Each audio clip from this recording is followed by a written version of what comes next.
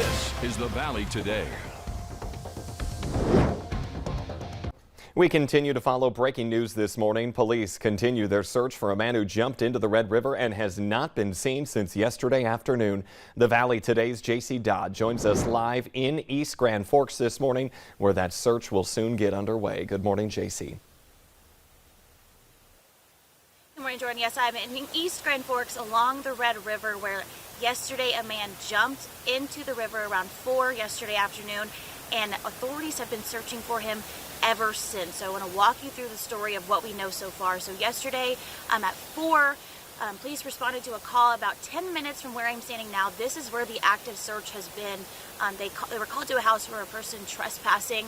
Officers spoke with that person, and he then left saying he was going to Grand Forks. Now, about a half hour later, police responded saying that man had jumped into the Red River near the Sorley Bridge. So that's where I'm at right now.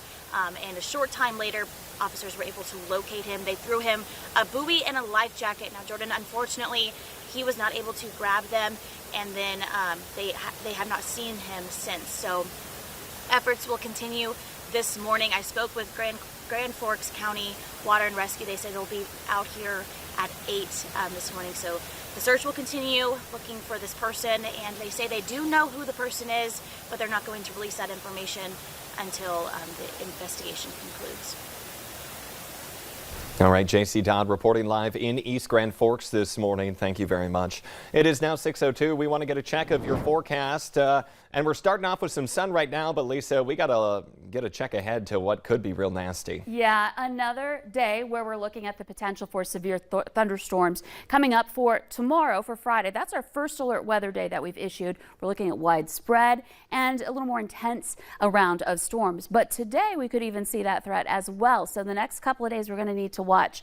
And right now, at least, we've got a quiet start. We mentioned that sunshine. You can see it's clear here in the valley. And here's a look at that sun. Beautiful blue sky in Fargo and around the valley. Just a couple of clouds passing through. So here's a look at our temperatures. It's warmer to start today. You're already noticing the heat building in ahead of our storm activity here this morning. 68 degrees in Fargo, 64 in Grand Forks. Jamestown is at 61. Check out Fergus Falls, 70 degrees, all ready to start the day. So we're looking at some muggy weather and hot temperatures that are just about to get going here. Here's a look at our forecast. Expect temperatures to be climbing back into some 90s today. Now, if you're in northwest Minnesota, that's the one place that might be more into the 80s, but upper 80s and still muggy for you. The rest of us, about 90 to 95 degrees or so for your high. Expect some sunshine and, again, wind that is coming in out of the south or southwest.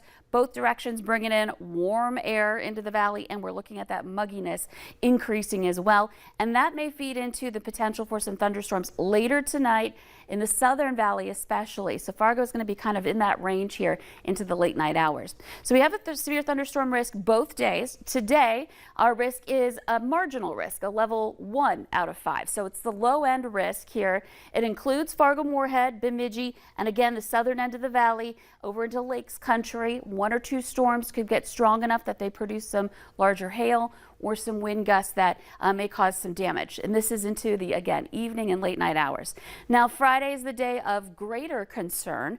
We have a slight risk, a 2 out of 5. So again, stepping things up a little bit for Friday afternoon and evening. Everybody in the valley is included in this, and we're looking at all types of severe weather being possible coming up for the day and afternoon and into your Friday night here. So next couple of days, heating up and cooking up some thunder showers as well. And I'll get into the details of timing and what we may end up seeing coming up here throughout the morning. All right, we warned you yesterday, good day for yard work, and it seems like this morning and mid-afternoon you still got some time. Yes, it's just going to get hotter and hotter. So if you don't like the heat, the earlier you start that, the better today. All right, Lisa, thank you. 6:05 now. 2 Polk County Sheriff's deputies were taken to the hospital after the airboat they were on sank to the bottom of Maple Lake near Mentor, Minnesota. 2 Highway Department employees were also involved in that incident. Deputies were helping install buoys on the east shore of Maple Lake yesterday. The sheriff's deputies were taken to the hospital in Fosston with non-life-threatening injuries. The Highway Department personnel were not hurt. All 4 of them were wearing life jackets. The Grand Forks Sheriff's Office dive team was then called in to help recover that boat. Tree trimming businesses are working around the clock to get things cleaned up after those storms from earlier this week. Bear's Tree Service phone line has been ringing nonstop. The owner, Bear Bowell, says the strong winds have been creating a dangerous situation in some yards, especially if there are signs of rot in a tree. But he says be aware, even a healthy looking tree can break with some intense winds. Things that people don't even notice right now, it kind of creates months and years of work really with cracks and splits, and it's hard on these trees when they get those really high winds.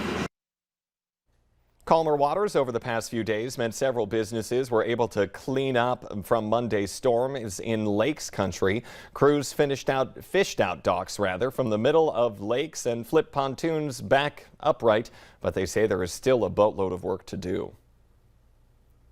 We're looking at almost 6,000 pounds of lift and boat that essentially just caught a gust and snapped into. That homeowner says Monday's storm caused around an estimated $70,000 worth of damage to her property alone. Gas prices are continuing to average around $5 a gallon now, and President Joe Biden is calling on Congress to act on a proposal to suspend the federal gas tax with the hope of providing a little relief.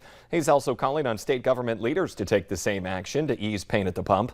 But economists and some drivers say it's just a band-aid solution for the real issue of rising gas prices. A finance professor at Concordia College says there are some drawbacks to the Biden administration's proposal. Gas prices right now, they're expensive because there's an issue with supply and demand. If Biden is trying to make gas cheaper, then it would have the indirect effect of people probably consuming more gas, and so it's going to actually push prices up pre-tax. Several states like New York and Connecticut have already suspended their state gas tax. Over this past week, temperatures have been so hot that some roads in Minnesota are cracking. MnDOT says pavement roads are designed in segments to allow for expansion and contraction, but the heat is literally causing the roads to crack under pressure. These roads right here are from Waseca County. State transportation authorities took to social media to warn drivers to approach these affected spots slowly and with caution.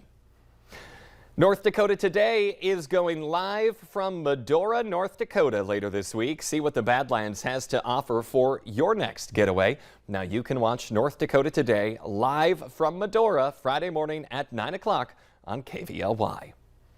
Do you feel a little bit more of that humidity when you step out the door this morning? You also see that beautiful sunrise you have behind me here. Lisa Green is in next with how warm we'll get this Thursday and when we can expect a few storms to roll in.